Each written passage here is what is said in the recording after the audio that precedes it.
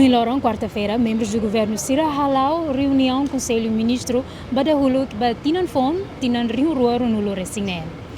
Agenda discussão nian foca ba assunto nacional crucial Sira, projeto governo nian nebe lauhela no atualização política Sira nebe objetivo atu promove a prioridade Sira desenvolvimento nação nian ba tinan idane. Prosesu sertifikasaun Aeroportu Aeroporto Suai ou Aeroportu Oekusi. Suai lá um problema, mas ida Oekusi nema kan lor me apresenta também ligado com o espaço aéreo.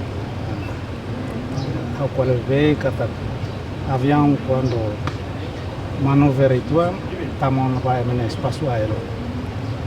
Também nema kan o bolo autoridade de aviação civil nyemak sirma se aprova, certifica aeroporto, né?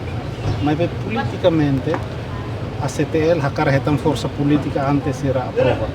Também é que me apresenta e o Conselho Ministru aprecia, não aprova o processo de bem claro e hoje a CTL tem que aprovar o processo de certificação.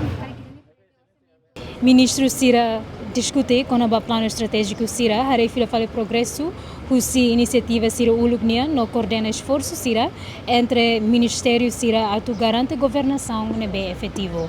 Enquanto a relaciona o salário bahia 13º ninian bahia tina rihuroro nula resin lima ninian, a ministra Finanças hato katak a proposta Sirane se diskute e a Conselho Ministru tuirmai e a loron segunda-feira. Segunda Conselho Ministru hodi mai gibi husu.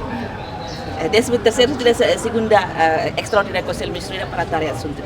Husi Plaza Governo digna serão Argentina Cardoso ba TATOLI.